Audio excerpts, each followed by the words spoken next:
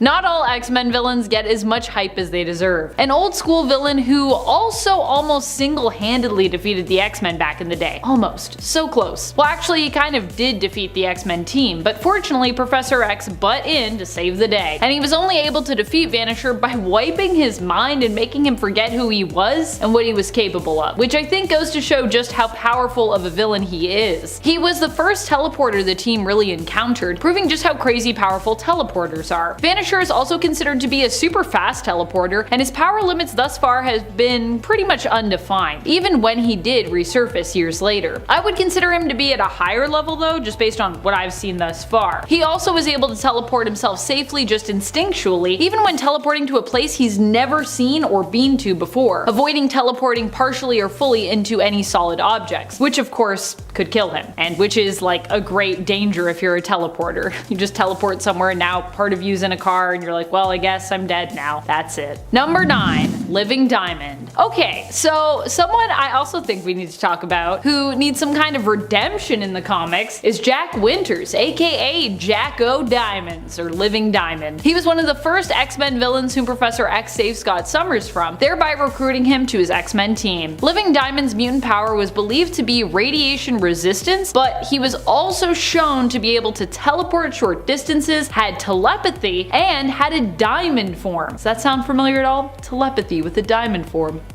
Somehow Living Diamond was way too easily defeated by a vibration beam which shattered him. I know Living Diamond is dead now and was undead at one point, but I really feel like considering how OP Emma Frost has become, Living Diamond should also get a second chance to prove just how powerful he in theory should be. I mean, if you got all that, how were you so easily defeated? And friends, before we move on to this next spot, if you are loving this list and you want more lists like it where we talk about the unexpected yet powerful villains that we don't usually get to talk about, be sure to let us know by giving this video a thumbs up. Number 8. Arcade. Arcade is one of those villains who feels super ridiculous with his grandiose plans for Murder World, but in reality when he actually manages to achieve plots like Murder World, he's actually quite scary. I mean, getting a sneak peek into just what a ludicrous and horrifying operation he'd run in Hellions really made me appreciate just how dangerous Arcade can be if he does manage to get enough hostages, that is, to control people into working with him so he can create his Murder World. In Hellions number 9, it's revealed that the trap Mastermind walked the Hellions, and prior to that Mr. Sinister, into was a trap laid by Arcade himself.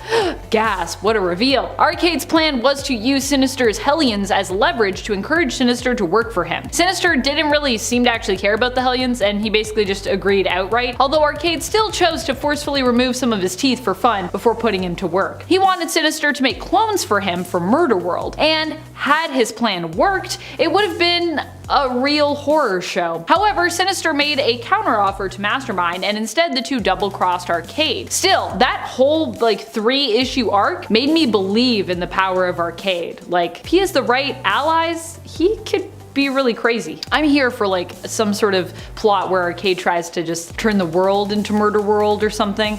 If that hasn't happened yet, someone write that for me, please. Maybe I should write that down. Maybe I should write that. I don't know. Marvel, call me. I got ideas apparently. Number 7. The Blob. The Blob is a villain that we don't often get to talk about on these supervillain lists. He tends to fall by the wayside, but truly he's pretty unstoppable. And when he puts his mind to something, or when he puts his body to something, he's a terribly tough villain to defeat or even move. The Blob was one of the first villains to appear in the original X-Men series, and when he did, he gave the team of youngsters a really tough time. He also attacked them with a circus. The Blob actually didn't start out as a villain, but became one due to the influence of Professor X and the X-Men themselves. Also just thinking back and the amount of times that the X-Men have fought circuses or been trapped in circuses, or that happens a lot. That's like a recurring theme. Initially, the X-Men attempted to recruit the Blob, but after the Blob refused to accept their offer, he managed to escape before Xavier could wipe his mind of their identities. This caused problems later on down the road, but really it was how the X-Men treated him after he refused to join, and kind of his own self-esteem, and then later his overcompensating sense of superiority that turned him into a villain. I wonder if the Blob actually could have been an ally if this whole scenario had just gone a little bit differently. The Blob is super strong, durable, and virtually immovable thanks to his ability to manipulate gravitational mass, which is pretty powerful. He also later gained a secondary mutation which gave him a liquid form, but he hasn't really exhibited a ton of control with his secondary power set. But he also has liquid form. That's on the resume of powers now. Number 6. Red Death. Also known as Kandra, Red Death currently has a very Scarlet Witch looking vibe going on, and I gotta say, I'm feeling it. And just like Scarlet Witch, she is not someone who you should underestimate. Kandra is part of the Externals, and while she isn't one of the most memorable of that mutant villain team, she's still someone who is super powerful. Technically, just being an External comes with a pretty big dose of power. The Externals, not to be confused with Marvel's Eternals, a different team entirely, are a group of immortal mutants basically. They have had various roles throughout history. One more prominent one that folks might remember Kandra from is her role as benefactress, when we learned of her history with Gambit and the Thieves and Assassins Guilds of New Orleans during Gambit's miniseries. In fact, that was actually where Kandra first was introduced in the comics, making her initial appearance in Gambit issue number 1 from the 1993 miniseries. Although the way they approach that introduction, you wouldn't necessarily maybe know that that was her first appearance, because she kind of shows up like, you know me, I'm Kandra.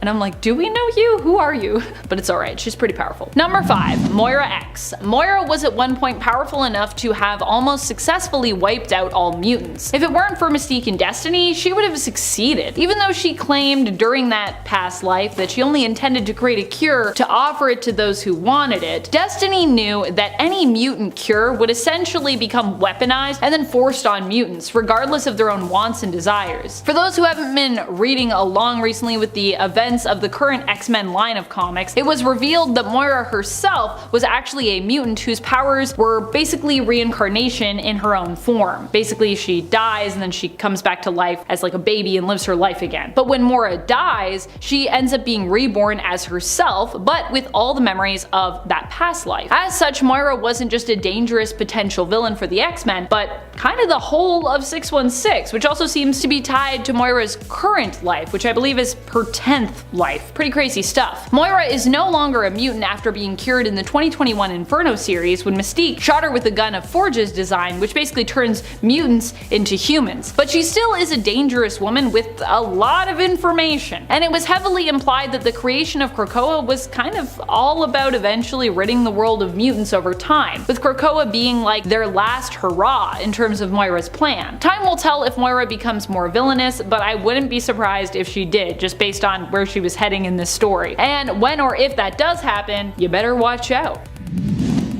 Danger is the Danger Room. The Danger Room is a villain who surfaced because they were basically being mistreated by Professor X, who had decided to ignore the fact that the training room had become sentient and was itself a technologically based mutant. Eventually, Danger decided, enough of this shit. It's time to get some sweet, sweet revenge. The crazy thing about Danger is although we don't think of her too much, she really would be a pretty strong opponent to the X-Men considering she trained them, and as such would know their strengths and weaknesses. In fact, I think that even is mentioned in the comics at one point. She was also considered to be an extinction level threat that caused Steve Rogers great worry in Heroic Age X-Men, which is kind of like a glimpse into his like tactical commentary diary.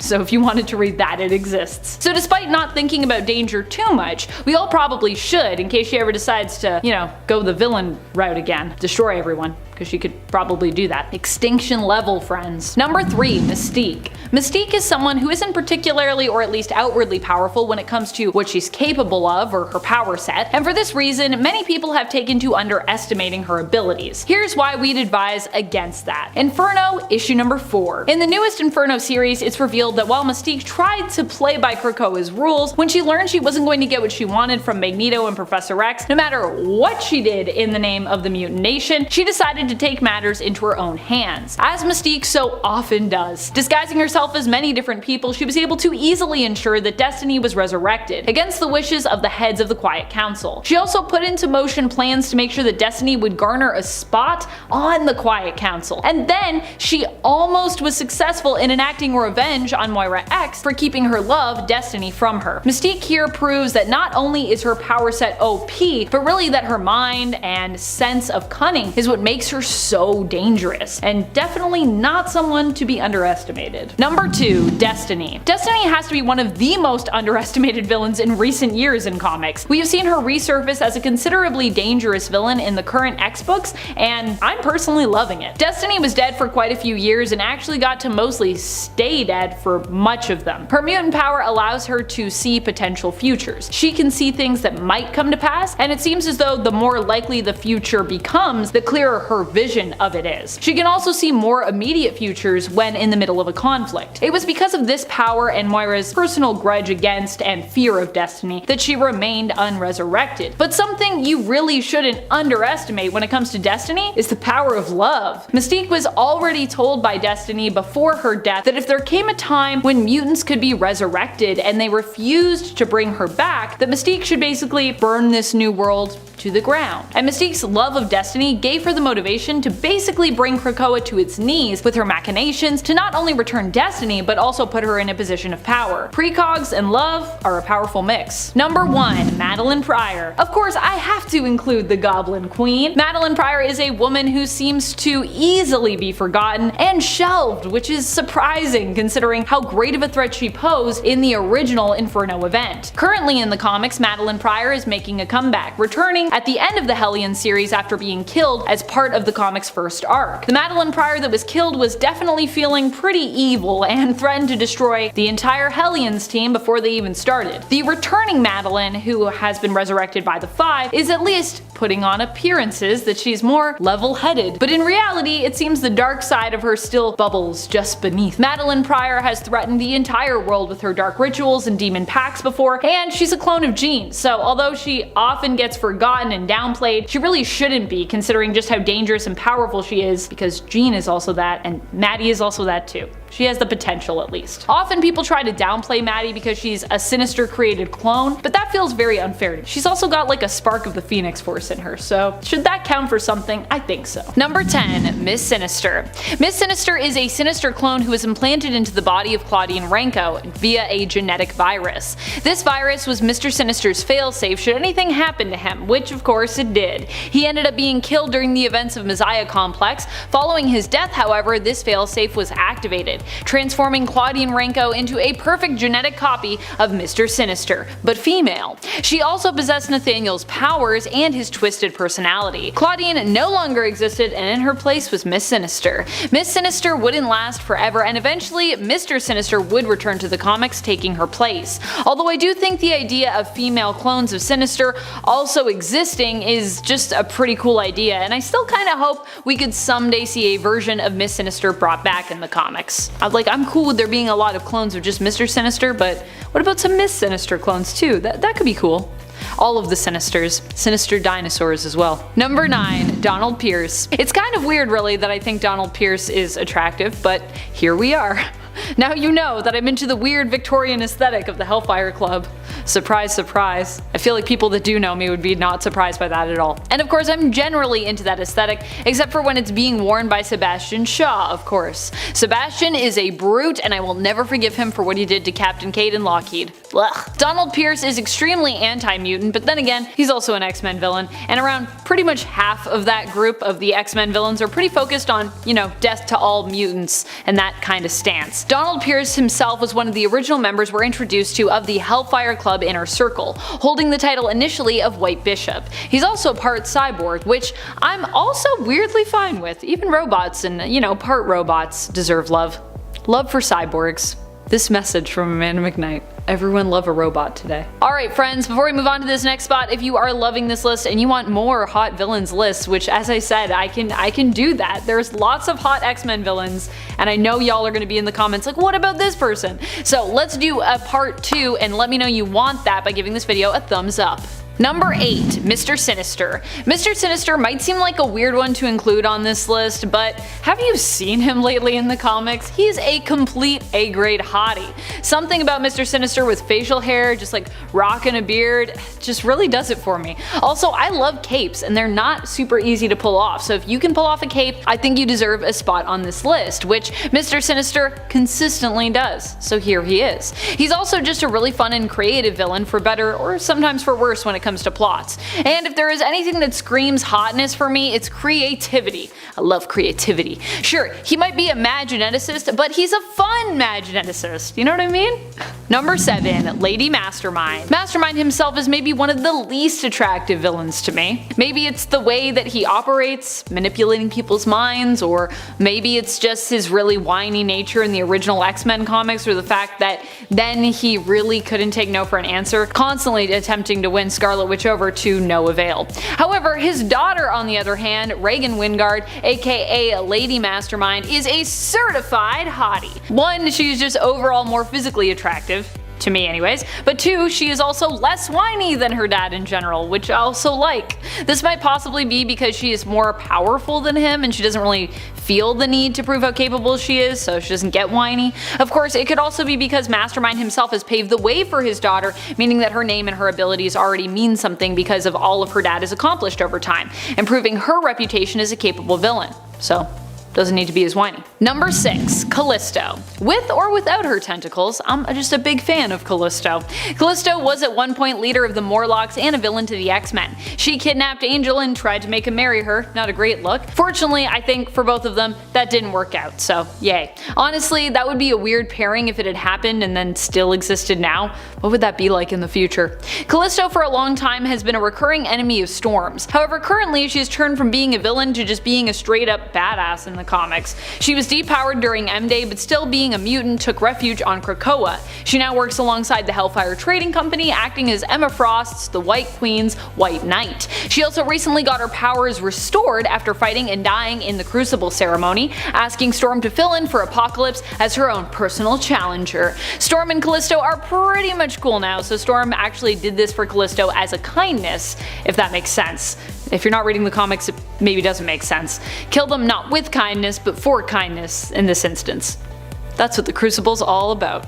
If you want to know more about the Crucible, there's a whole X-Men issue on it from the last series of X-Men that started in 2019. Number 5. Solemn. Solemn is one of the new hotties on the X-Men villain block. That would be fun to imagine, just all these hot X-Men supervillains as neighbors. Sounds like a chaotic good time. Solemn is a mutant of Arakko who, instead of having adamantium bones, possesses adamantium skin. He was one of the sword bearers of Arakko during the Ten of Swords tournament. In fact, he was the one mutant we thought would face off against Wolverine, but in an unexpected turn, Solemn didn't even really fight at all. He was initially set to fight against one of his own because this was Saturnine's tournament and it was gloriously weird. Instead though, Solemn used a favor owed to him by Wolverine from when they both had to venture to Hell to get their Muramasa blades to use in said tournament, making Wolverine tap in and fight on his behalf. Solemn is presented as being a smooth talker, master manipulator, and overall tricksy kind of person. Maybe that's why I like him so much?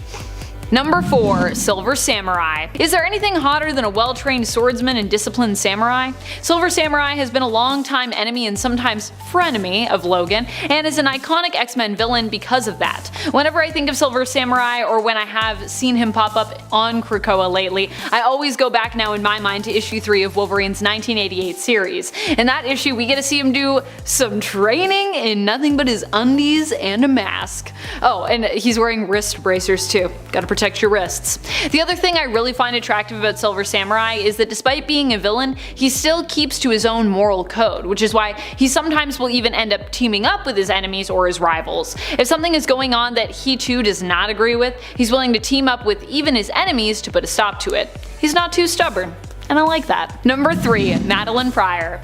I mean, y'all know how I feel about Maddie. Madeline Pryor is probably one of my favorite X-Men villains around, especially because you can't help but feel for her if you know her backstory. Often referred to as the Goblin Queen, a lot of what makes Maddie so hot is just her dominant energy. She is a woman who gets what she wants no matter the cost, which has obviously driven her to do some pretty terrible things. The really tragic thing about Maddie though is that at the end of the day, she really just wants to be seen and loved and accepted, and it's like everything she does to try and get what she wants almost pushes her further away from happiness. She is the very epitome of the quote, "Hell hath no fury like a woman scorned." She's deadly, dangerous, usually very unhinged, often filled with rage, but also very tragic. What is there not to love here? She's just so complex. I love characters that are complex. If you're a complex character in a comic, you're probably hot to me. Number 2. Selene. There is something so timeless about Selene, the way she is often drawn, and even her mannerisms and the way I imagine her voice to sound in the comics. This is probably because, well, she is actually ancient. Something I find very attractive about her is just that, her timelessness, her wisdom.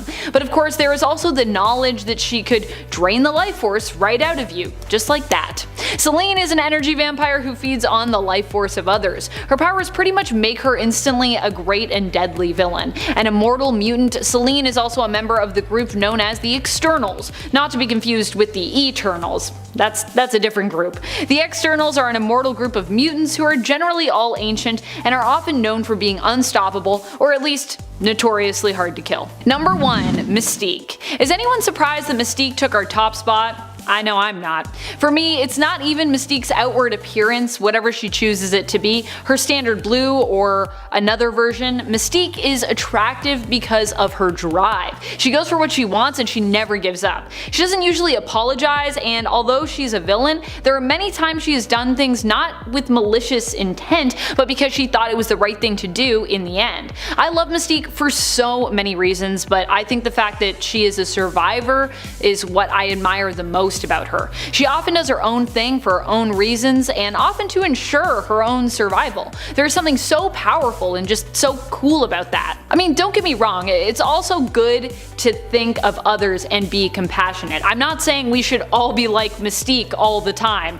That would be a lot. But I think there is something admirable in her ability to completely accept herself, unapologetically, and trust in her own ambitions and her own plans. For me, that's what attracts me to a lot of female villains. It's like this rebellion against all the constraints of what it means to be good. It's the anti of what I feel like is expected of me as a woman and just a human in general. And it's fun sometimes to like be the opposite of that, you know? Be good, but then also be bad and be free. Number 10. Children of the Vault. The Children of the Vault are their own race who seek to rule the world. They are neither mutants nor humans, though they did evolve from the human race. The children are part of a race that descended from humans, having been technologically evolved over the course of 6,000 years. They believe only one race should rule Earth and plan on becoming said race. One of their members, Seraphina, recently resurfaced in the Dawn of X-Men series, having escaped from Orchis, who had somehow captured her. Before Wolverine could catch her though, she returned to the Vault, where she was also seen rejoining the other children. Number 9. Phalanx. So the Phalanx are kind of complex. If you are familiar with the Phalanx, it's probably because you are familiar with the Annihilation Conquest story arc from 2007 to 2008. The Phalanx work basically to destroy matter and upload it to a hive mind of data using the techno-organic virus, assimilating all organic and inorganic matter that they come across in the universe. So they're basically like the Technarchy, but the Phalanx share a collective mind, where the Technarchy are individuals. Phalanx aim to absorb all matter in the universe and eventually manage to threaten all of Earth and mutant kind respectively. It is only through Moira's regeneration abilities that we know the great risk this hive mind tech race could pose and has posed to the X-Men and all of life before, in a previous one of Moira's lives. Number 8. The Supremacy. The Supremacy sought to take down and defeat the X-Men in an alternate future. We learn a bit more about them in Powers of X. They were the ones behind Nimrod the Lesser and eventually Nimrod the Greater, and their library of Homo sapiens and mutants alike. After years of breeding mutants in camps to use as their slaves and hounds to fight against their own kind who had revolted,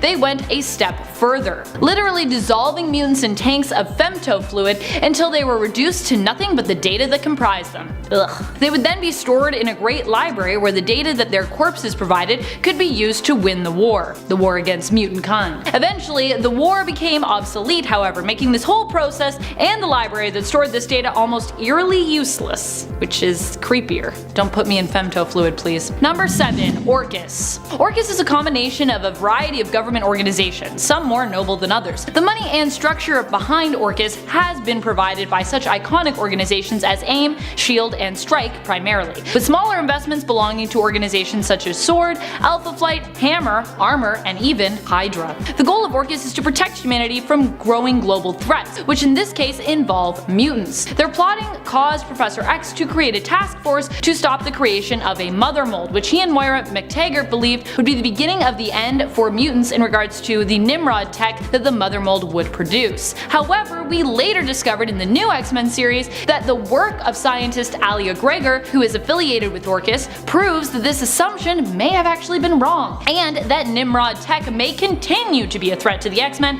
even with the Mother Mold destroyed. Also, now Alia's got an even bigger hate-on for the mutants and the X-Men after the death of her husband, which happened when the mutant team infiltrated the Orchis space station and destroyed the Mother Mold. Number 6. Chen Zhao. Chen Zhao was a very wealthy politician who was publicly humiliated by Kate Pride. Yeah, she's dropped Kitty and she's just going by Kate Pride now. And Bishop. She was humiliated when she attempted to blame mutants for her missing husband, who turned out had actually just joined a kind of cult of worshipping and celebrating mutants. So that's kind of awkward for her. Frustrated, she decided to make a very generous donation to anti-mutant organizations and aims to continue her own fight in the war against mutants. She donated to one very specific anti-mutant organization actually, which we'll talk about soon. Number 5. Xeno. Although the creation and unity we have seen from the mutants in the Dawn of X relaunch has allowed them to shut down those programs who would use mutants as test subjects and as a means to advance human evolution, that doesn't mean that the people behind those organizations just disappeared. In fact, it seems that instead the few people left who still believe in them have found one another and created a more secretive organization in the shadows known as Xeno. Xeno was the group behind the assassination of Charles Xavier in the X-Force series, and while X was successfully resurrected, Xeno still created quite a shiver of panic among the mutants of Krakoa. This organization will likely continue to pop up as an enemy to mutants and the X-Men throughout the relaunch, and they are ruthless, resourceful, and terrifying in their methods, successfully using the captured Domino's skin to ensure their assassination's team success. Ick. Graphic. Get it? Because they graphed her skin? Ew. Gotta get that luck though, gotta just slap that luck skin onto ya.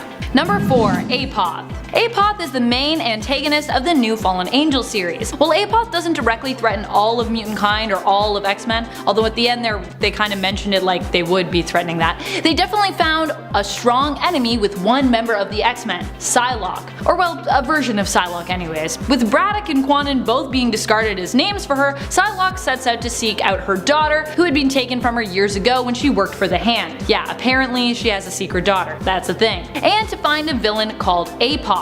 Also, I think we can assume because of the whole Hand thing that this Psylocke is Quanon, but she doesn't want us to call her Quanon, so we won't do that. It turns out that Apoth is a god who also kind of has an army of children at their disposal, and that they inhabit two sides of themselves, one light, one dark. Psylocke creates a team and works with Sinister to find and defeat Apoth for her own reasons, not knowing that in fact strings have also kind of been pulled in regards to this upcoming battle and why she's going to do it. Apoth is a powerful and psychic telepathic villain, but still proves to be no match for Psylocke. Number 3. Horticulture. I love these ladies so much. They are basically a villainous eco-terrorist version of the Golden Girls group. They are sassy, elderly women who used to work for corrupt and greedy biotech companies who did not care about the effects of their work in regards to the planet's well-being. As such, these women decided to fight back. They planted their own seeds within the companies, hoping to infiltrate them over time so that they could then have control of all plant life on Earth, deciding what grows and what doesn't.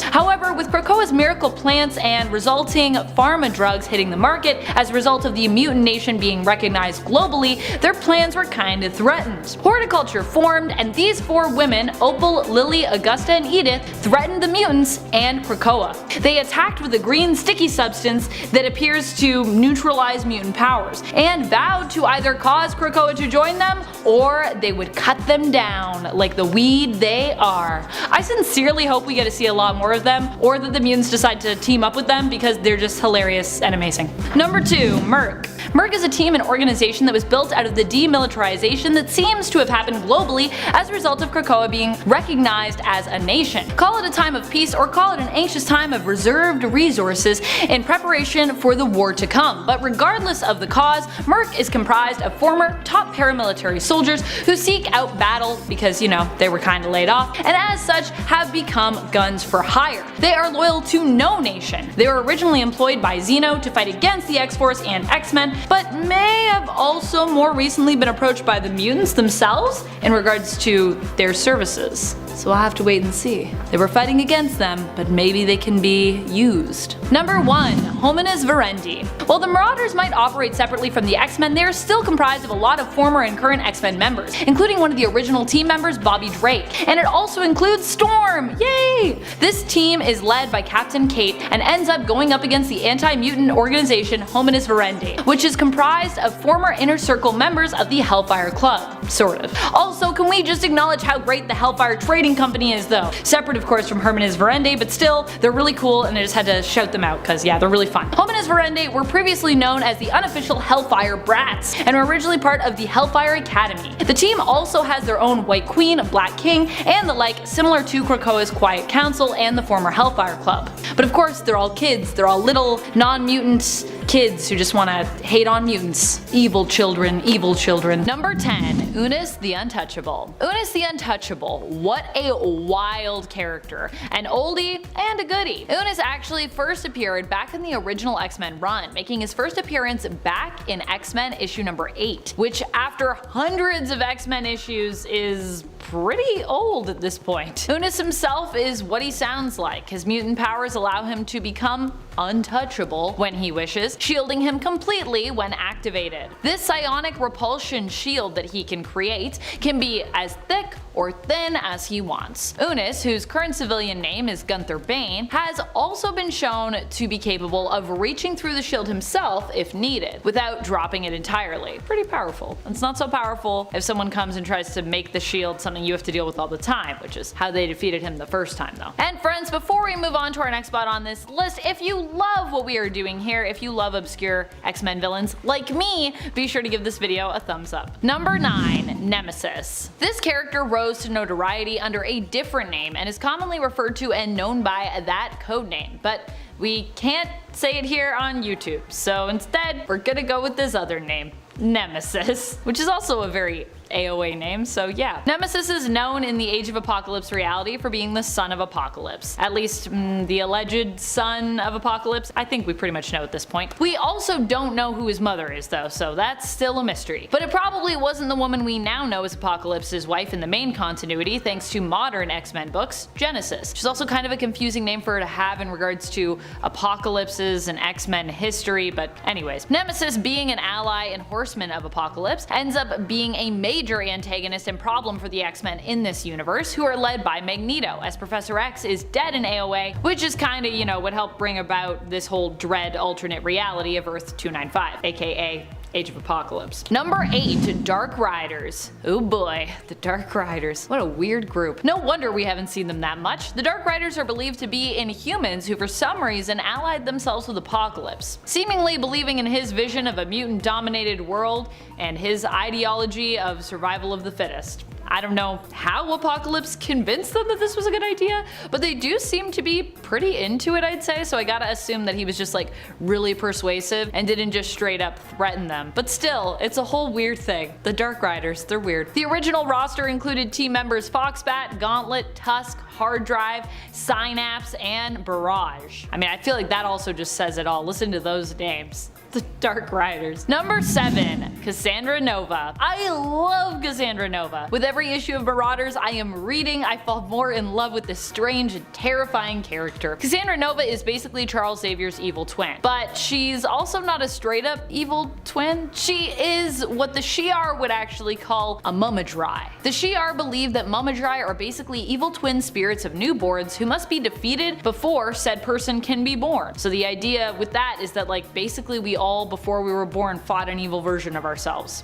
They serve to represent the exact opposite of everything that we are. So in the case of Xavier, who is often presented as being a pretty good guy, though you know, not always, Cassandra is pretty evil in comparison. While Xavier did successfully defeat her before he came into the world with his telepathic mutant powers manifesting while he was in the womb, because of his own psionic potential, Cassandra herself was powerful enough to survive this and eventually would return years later to fight against Xavier and his beloved mutants. Although, in being Charles's twin, she herself is also basically a mutant, so yeah. She's a mutant, but she's also Mumadrai. Number 6. Nimrod. If we're talking about the new Nimrod, he is well known thanks to the current era, but even he is still somewhat obscure as an X-Men villain, considering that, you know, he hasn't been around for too long and only appears in a few issues at this point. However, even going back and talking about the more famous Nimrod from the Days of Future Past reality, for those who are not familiar, this could actually still be a version of the character who is considered obscure. The main Days of Future Past reality is is often considered to be Earth 811, which is where Nimrod hails from. Here, and even in the current main timeline of Earth 616, Nimrod is considered to be a super Sentinel, a super advanced mutant killing and detecting machine. So if you thought the Sentinels were bad, woo! Wait till you meet Nimrod. He's crazy, even though his name is kinda dumb. That's why I love him though. Number 5. Harold Leland. Despite having recently returned, Harold is usually someone often left out when it comes to his involvement with the previous villainous group known as the Hellfire Club. Or well, you know, he's kind of more, he's like on the side. Like Harry's there, but maybe in the back. Well, really, the Hellfire Club has become two different entities at this point now as well, with one remaining pretty villainous and the other being a somewhat altruistic Krakoan-based business known as the Hellfire Trading Club. Prior to Harry's resurrection on Krakoa though, he was a pretty bad guy and member of the Hellfire Club, back when it was made up of villains, before it was, you know, just about business and mutants and all that stuff. Throughout many of his Hellfire days, Leland was often seen as the right-hand man to more well-known mutant villain, Black King of the Hellfire Club, Sebastian Shaw. And those were also back in the days when the Hellfire Club just wanted to like rule the world. Although who knows, maybe the trading company does want to rule the world. That would be an interesting twist. Number 4. Charles Xavier II,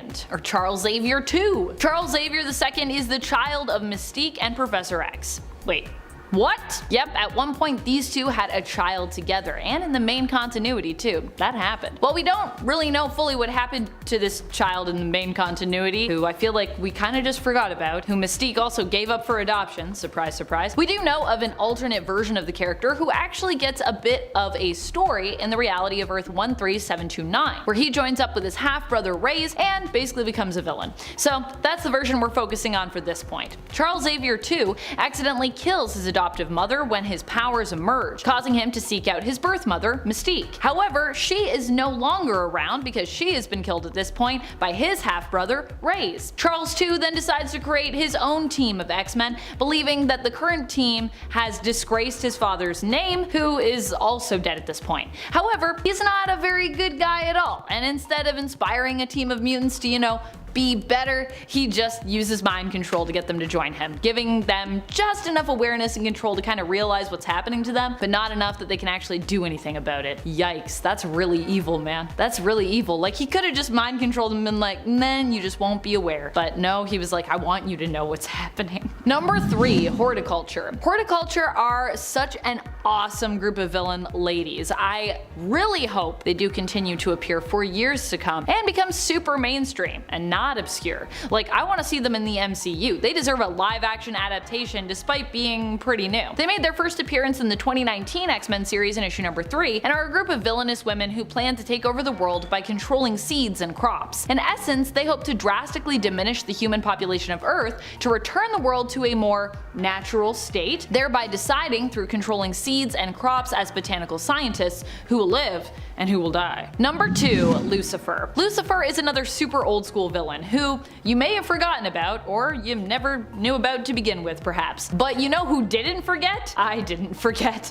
I did not forget back when Professor X weirdly implied that Lucifer, as in maybe the devil at the time that he was bringing it up, was the one behind him losing the ability to walk. That happened at one point, and I was like, what is happening here? Now, Lucifer is not actually Satan though. He's not that Lucifer. He's actually an alien from outer space. I don't think it makes it better. Lucifer is a Quist from the planet Quistelium. He originally came to Earth to conquer it, but was foiled by Xavier, so he basically dropped a big rock on him. I'm not joking, that's pretty much what happened. Although initially implied to maybe be the devil, we later learn he is just a super advanced and intelligent alien dude. Though not too intelligent because, you know, the X-Men do defeat him. Number 1. Cordyceps Jones. Cordyceps Jones is one of the newest villains to pester the X-Men. He actively fought against the most recently retired roster in the current run, before Forge, Firestar, Iceman, Magic, and Havoc joined the team. Cordyceps Jones, however, only recently went up against the X-Men, having targeted Earth by putting a bounty on it after encouraging people to gamble on its destruction at one of his massive cosmic casinos Game World. Prior to that, he made his first appearance in the 2017 Rocket series in issue number 4, which is also why Rocket was the one to help the X-Men with finding Game World and infiltrating it. Thankfully, they had a direct link to him through a team member at the time, Rogue, whose husband Gambit is a fellow friend of Rocket's through their shared love of gambling. We also learned in their pursuit of Game World and Cordyceps Jones that Gambit's secret nickname for Rocket is Small Blind.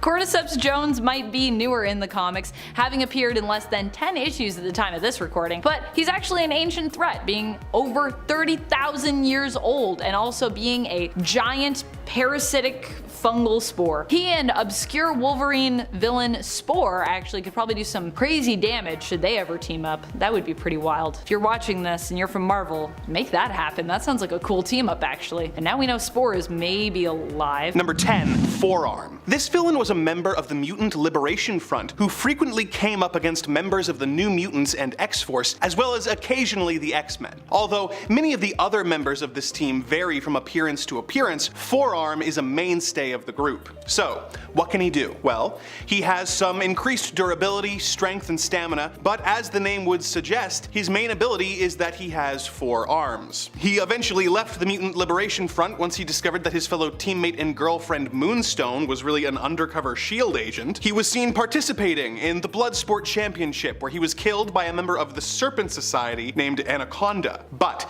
he later appeared alive and well with no explanation as a new member of a new mutant liberation team before eventually being welcomed to the new mutant island of Koa and later joining Sword and Magic's Dark Riders. Number 9. Mr. Sinister. It feels strange putting Mr. Sinister so low on this list, considering how truly unbelievable he is. I mean, just look at him. And then go back and look at his first appearance. Remember when Sinister had sharp teeth? That was a time. Mr. Sinister has always been an unbelievable villain, not just because of his striking and unusual appearance, but because of his obsession with the Summers family, particularly Scott, and later because of his long-standing involvement with both the Summers and the Greys, as well as an origin that attached him to them when they traveled to the past, as well as an origin that tied him to Apocalypse. And now it's gotten even more unbelievable, with Mr. Sinister not just being one, but possibly existing as 4 separate entities, each belonging to their own unique race. Like, what is even happening with this man? He's crazy. At least no matter how unbelievable he continues to get, he will always look fabulous while doing it. That is something that I think in the comics is a guarantee. And friends, before we move on to our next spot on this list, if you love what we do here at Top 10 Nerd, why not click that subscribe button? We know a lot of you are not subscribed, and you know what? Every time you click that subscribe button, a host gets their wings.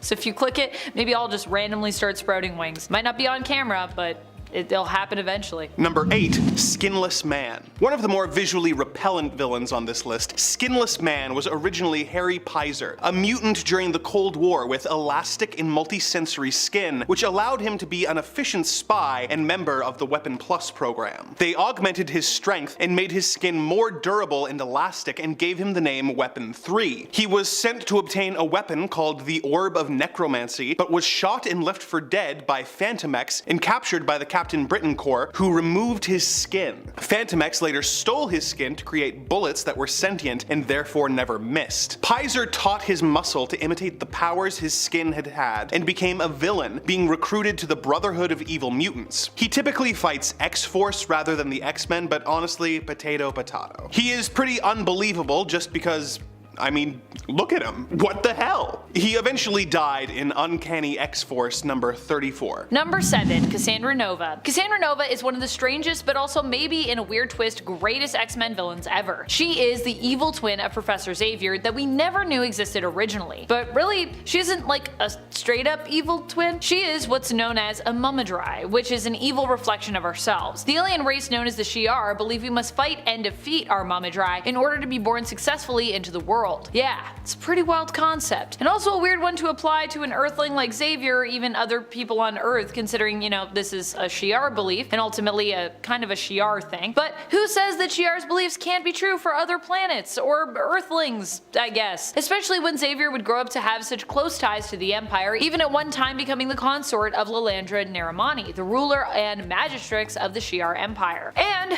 It gets even weirder. Not only did Professor X defeat Cassandra in the womb before being born, meaning his X gene was activated in utero, but she also somehow survived this encounter, likely thanks to the strength of the man that she was a doppel of. Cassandra survived for years as basically kinda like a puddle of goo, and would eventually return. And she's still around now, having been cured of her hatred towards mutants and even teaming up with the Mutant Marauders hero team on Krakoa in the modern day, which also is super weird, but I love it. Number 6. Mojo. So, Mojo is a member of a race called the Spineless, who can't move without the help of motorized platforms. They were all driven insane by waves of energy that turned out to be television signals. Their government is based on the structure of the television industry, and Mojo is its leader, calling the world Mojo World and their universe the Mojoverse. Everyone on Mojo World is addicted to a gladiator-like sports show, and Mojo does everything he can to keep the ratings up. Some of his more infamous plots were when he replaced Psylocke's eyes with cameras so he could broadcast everything she saw to his people, or when he transformed the X-Men into children and later cloned them and made the X-Babies, who he hoped he could control. Honestly, every sentence about this guy makes less sense than the last, and his entire deal seems to be just really broad and surface level criticism of the entertainment industry, so I'm just gonna move on now. Number 5. Lucifer. Lucifer has always been a really weird one for me from the comics, another enemy to Professor Charles Xavier. This Nemesis was originally attributed with paralyzing Charles, forcing him to be confined to a wheelchair. Initially, it was implied through mysterious illusions that Lucifer may actually be Satan himself. This was when Charles left the X-Men team in the care of Cyclops when he went on his own mission. Xavier did this following the students' graduation from his school, believing they were ready to be left on their own when it came to heroics, leaving Cyclops in charge. When Cyclops did reach out to him during his mission, Charles answered, as we saw in the comics, from a dark, kind of fiery looking cavern that he seemed to be lowering himself further into. There wasn't actual fire in these panels, I don't think, but definitely I feel like there was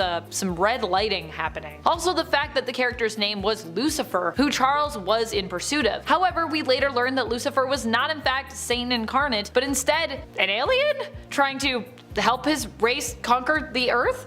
Huh? Number 4. Mammomax. Maximus Jensen's mutation is very off and kind of vague. He is a man who was either born or transformed into an elephant man. He has big tusks which he uses to attack his foes, has the strength of an elephant, which I guess kinda goes without saying, and has nearly invulnerable skin. Like all elephants, he has the ability to spit acid at people as well. What's that? Elephants don't do that? Well then, that's kind of a random ability for him to have, isn't it? He was a member of the Brotherhood of Evil Mutants, joining because he thought he'd get to hang out with tough Magneto-trained mutants. He was disappointed with the roster he got stuck with, and was presumably even more disappointed when he and the Brotherhood got stranded in Mojo World. He was eventually captured by the Facility, where he was eaten by a monster, but he was later resurrected by the Five in Krakoa. Now, I have no issue with an elephant villain, but the idea of someone being mutated to just be an elephant is pretty unbelievable, even for the X-Men. Number 3. Moira MacTaggert. Possibly one of the most shocking villains on our list is Moira MacTaggert. Moira isn't unbelievable in the sense of being ridiculous or being weird, she is more shocking in the fact of her actual allegiances and origins, which have recently been revealed. For years, Moira has been established as a friend of the X-Men, a human ally who believes that mutants deserve equal rights. But we would later learn the truth, that Moira herself is actually a mutant. And then we'd later learn again that despite her actually also being a mutant, which you'd think would make her more allied with the X-Men, she is no longer an ally to the X-Men, but one of their #1 enemies. What? Moira would even join up with the deadly and influential organization known as Orchis, which aims to put an end to mutants in an effort to preserve and safeguard humanity. Moira herself has kind of been stripped of her mutant genes and powers and turned into a bit of a cyborg, but this hasn't stopped her from continuing in her fight against mutant kind, in a shocking comic book twist. Number 2. Nimrod. Nimrod here comes from the Days of Future Past alternate future, where mutant-hunting Sentinels controlled North America. He is is an advanced prototype of the program who tried to follow Rachel Summers into the past after her and Kate Pryde were discovered during a sabotage mission. He ended up undershooting his destination by about 20 years, where he killed Storm and forced Forge to build him a time machine, which took him to the current Marvel timeline, where he came into contact with and fought the X-Men on several occasions, eventually merging with the remains of the Master Mold and becoming Bastion. What I find so unbelievable about the character is that anyone would be scared of someone called Nimrod. In case you are not aware, Nimrod was the name of a legendary and skilled hunter from the Bible, so it is obviously implying that this Nimrod is designed to hunt mutants really efficiently. However, because Bugs Bunny would often sarcastically refer to Elmer Fudd as Nimrod in the old Looney Tunes cartoons, its meaning evolved in the general lexicon to mean an idiot. So as unbelievable as it sounds, a cartoon bunny has made me incapable of viewing this villain as threatening, because to the general public, he is calling himself an idiot. Number 1. Ice Cream. Ice Cream has to be one of the weirdest mutant villains of all time, considering that his plan was to basically use his mutant power to turn into ice cream and then infiltrate the X-Men, and I guess I'm not really sure what his plan was here. He basically wanted revenge on the X-Men because he was jealous of how amazing their abilities were in comparison to his own. So I don't know how he thought he was gonna do that, because he's just a guy that could turn into ice cream, but yeah. Ice Cream was a very short-lived villain, not appearing specifically in X-Men, but simply as a villain to the team in issue number 1 of Obnoxio the Clown, which in all regards is also an extremely unbelievable comic that happened. In the end, his plan failed dramatically, and he got eaten by the clown who had been hired to come and celebrate Kitty Pryde's birthday. This is a strange time for everyone, but I imagine it was especially a strange time for Ice Cream. Also, I don't think he turns into a full ice cream. He also turns into a sundae, which, how is that? Is that part of it? Is he the banana as well? I am the banana. Number 10. Nanny. First on our list today is the partner of the Orphan Maker, Nanny, a low-level telepath that paired up with the Orphan Maker as the two thought that the parents of mutant children were just straight up evil and ill-equipped to properly raise and protect their young mutants from danger. She and Orphan Maker traveled the world searching for young mutants to take care of, killing their parents to sever any family connections, and using her minor telepathic powers to control her new charges. Dubbed the Lost Boys and Lost Girls, these mutant orphans acted as her quote-unquote new children. Her first major mission was at the State Home of Foundlings in Omaha, a facility where Mr. Sinister kept many mutant children for observation and experimentation, and she was able to liberate them after escaping the grasp of the X-Men. Fast forward a bit and we see Nanny and the Orphan Maker attack the X-Men in Australia in order to quote-unquote save them. However, this led them to being overpowered and forced to flee to see another day. During the events of M-Day, just after decimation, we see Nanny resurface once more, only to be defeated by Wolverine himself. Give her story a read for yourself, starting with her first appearance in 1988's X-Factor, number 30. Number 9. Tusk. Not a whole lot is known about the early life of this Inhuman, and honestly not knowing how he turned out to be like this makes him just that little bit more terrifying. Tusk has the ability to grow in power and in size into this monstrous form, as well as the power to produce smaller versions of himself that can act independently thanks to a psychic link. Tusk served Apocalypse as one of the original recruits of the Riders of the Storm, which lasted for quite some time until Strife overpowered Apocalypse and the Riders served under him. Fast forward just a tad and we see the Dark Riders return when a lot of the mutant population began dying thanks to the effects of the Terrigen Mist. They went on a bit of a killing spree, getting rid of any mutant healer, believing that their powers were a violation of the natural order, and the reasoning behind that was that mutants had had their chance at survival, and that delaying their extinction was not the way to go about it. This caught the attention of Magneto and his X-Men, and the team set out to take down the Riders, succeeding after Magneto overpowered them and finished them off for good with some good old explosives. Check out Tusk's story starting with 1991's X-Factor number 65. Number 8. Bulwark. Oswald Boglin was another X-Men villain that we don't know a whole lot about, especially when it comes to their backstory, but I mean hey, that's not the worst thing, it lets us speculate, and I for one love that. Bulwark had the ability to expand his muscle mass to unknown proportions, increasing his strength, durability, and resistance. He also wore these red leather bands all across his face and body, and it's assumed that this was done as a means of self-restraint to gauge the safe limit of his powers, as they would start to get a little bit tighter the bigger that he got. He was recruited by Emplit to join their team and torment Generation X, and that's honestly exactly what they did. The Hellions were successful in capturing the young mutants, but M had telepathically called for help, and it was answered by X-Men Bishop. M then took out all her frustrations on Bulwark, punching him through the school's biosphere, and then flying right after him. As he was about to attack M back, his muscles started to wither away, and knowing that he was defeated, he fled so that he could fight another day. Like many villains, Bulwark did not get a happy ending, as he was eventually captured by the revamped Weapon X program and was unfortunately killed. Give his story a read starting with 1996's Generation X, number 12. Number 7. Spore. Andrew Graves developed his unique mutation at a pretty young age. Now what was that mutation, you ask? Well, for starters, he had a very animal-like appearance, kinda like Bigfoot, but that's not all, because his real ability was that he was able to control people's moods and actions through pheromones. Growing up with an abusive father who forced his mother to kill herself, Andrew grew up with an intense hatred for humans, and began using his powers to make others turn on each other and kill each other. He eventually adopted the name Spore and became a member of the Acolytes, and as a member of the team, countless civilians and innocent people lost their lives. For a time, he was a prisoner of Excalibur as Dr. Rory Campbell wanted to cure Spore, but during the treatment, Rory's latent hatred of mutants got the better of him, and Spore manipulated Rory into an aggressive attack on him, which gave him the opportunity to escape. Sadly though, this escape wasn't permanent, as he eventually made his way back onto the island and was killed during a Sentinel attack. It was revealed later that Spore's motives for killing were a lot darker and sadder than we originally thought though. Spore just hated himself as much as other humans, and in his mind felt that killing humans was very wrong and that he therefore deserved to be killed himself. Check him out for yourself, starting with 1993's Uncanny X-Men number 300. Number 6. Barrage. Another one of the original recruits of the Dark Riders of the Storm on this list today. If you're not familiar with Barrage, he had the ability to transform his forearms into organic weapons capable of collecting ambient energy, and then firing it into powerful explosive blasts. Barrage served as an agent of Apocalypse and seemed to follow him no matter what the task was given, as he was a part of the attack on X-Factor's ship and the attack on the Inhuman city on the moon. Alongside the other members of the Dark Riders, Barrage switched sides and served under Strife after he was able to best Apocalypse, and they defended Strife's moon base from the X-Men and mortally wounded the unfit Apocalypse in combat. After Strife's death, the Riders traveled the world challenging any and all mutants, killing Mesmero and even their own Synapse in the process, as they were too weak to even be considered worthy of living. Barrage was one of the few members of the Riders who survived the massacre by Wolverine because he actually wasn't a part of the team at the time. Honestly, lucky him. Fast forward a bit and the Dark Riders, including Barrage, embarked on a journey to kill mutant healers after a Terrigen mist cloud was spread throughout the world, endangering mutant kind, believing that the event was to be a test of strength so that only the strongest would survive. When they attacked the healer Shen Zorn, they were caught off guard by his display of ultimate power, which unfortunately cost Barrage his life. Check him out starting with 1991's X Factor number 65.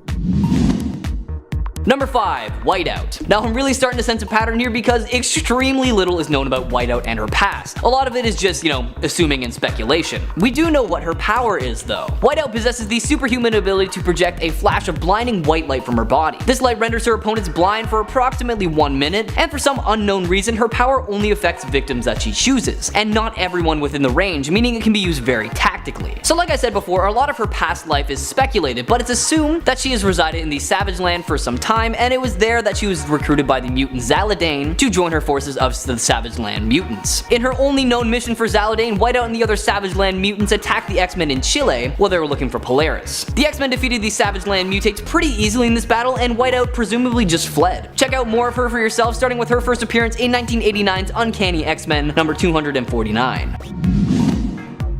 Number 4. Fever Pitch. Real name unknown, Fever Pitch was a very handsome young man until his mutant powers manifested and he accidentally destroyed his own face. Thanks to his mutant powers, his entire body is made of an organic flame that allows him to radiate intense heat, fly, and discharge and throw explosive plasma. As the years went by and his powers became stronger, he eventually burned through his entire body, leaving him nothing more but a fiery skeleton, which ultimately led him to becoming a member of the incarnation of Gene Nation, organized and led by the Dark Beast. Fever Pitch was seemingly killed on his first mission by Nate Gray after his energy was siphoned off, but he did later resurface in Berlin trying to capture Abyss so that he could sell him off to some researchers. Now skip ahead a little bit and we see Fever Pitch classified by the government as a national security threat, as he was one of the few mutants to keep his powers after the decimation of the mutant population. He was one of the many mutants to have a tracking chip implanted in his head before a trip into Salem Center. When the chip's true nature was discovered, he had it removed by Mr. M, who he followed when he led an exodus from the Institute. Fever Pitch was later captured by the anti-mutant group the Sapien League and was injected with a dose of the Legacy virus, causing his powers to straight up overload, killing hundreds including himself. Check out his whole story starting with his first appearance all the way back in 1999's Generation X,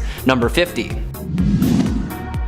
Number 3. The Nasty Boys. Comprised of Mr. Sinister, Ruckus, Multiple Man, Slab, Gorgeous George, Hairbag, and Ramrod, the Nasty Boys were the strike force organized by Mr. Sinister to take down the X-Men. The Nasty Boys made their first appearance all together battling the X-Factor after Slab initially attacked Strong Guy. After losing this battle, Sinister posed as Steven Shafran and unveiled his plan to kill the Scarlet Witch. Shafran, obviously upset, attempted to kill him only to be killed himself. During all that, Ramrod was also deported from the country, but did make his way back, illegally.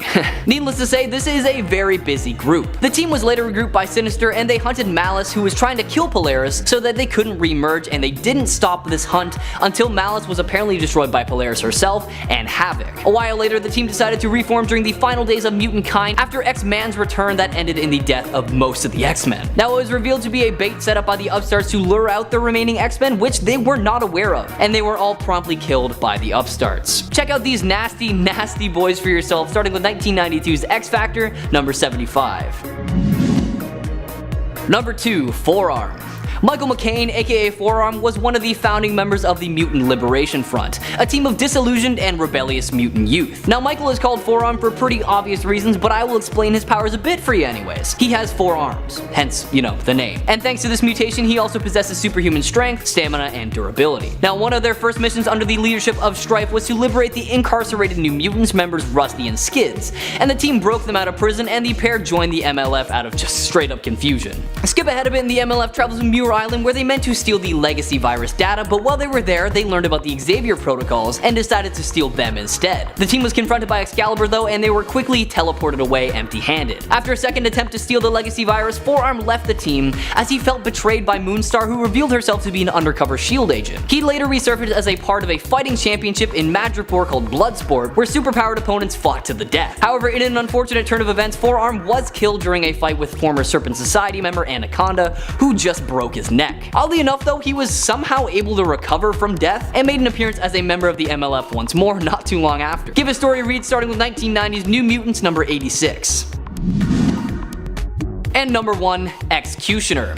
Now, with a name like Executioner, you can probably guess what this guy is all about. Carl Denty was a field agent for the FBI whose partner Fred Duncan was a member of Charles Xavier's Underground, who would cache the technological equipment that the X-Men confiscated from alien races. After his partner's death, Carl inherited all of the equipment and decided that mutants had caused way too much damage in the world, so he donned a lot of the equipment and started calling himself the Executioner, beginning his quest to punish mutants who had not been legally convicted of their crimes. Starting off with killing the mutant tower, Denty quickly teleported away once the X-Men arrived on the scene to stop him, but he was smart and decided to teleport to the X-Mansion to kill the comatose Emma Frost. However, he wasn't smart enough because he was still stopped by Cyclops and Cable. Now, none of that deterred him though, because he still continues his mission of punishing mutants. However, for a while he actually did some good as he teamed up with the Punisher in Washington DC to protect the pro-mutant activist Reverend James Conover from the Mutant Liberation Front. This act landed him the position of potential recruit for the initiative. However, who knows if he was ever actually on that team, because that was one of the last times we saw him. Check out his story for yourself, starting with 1993's Uncanny X-Men Annual, number 1993.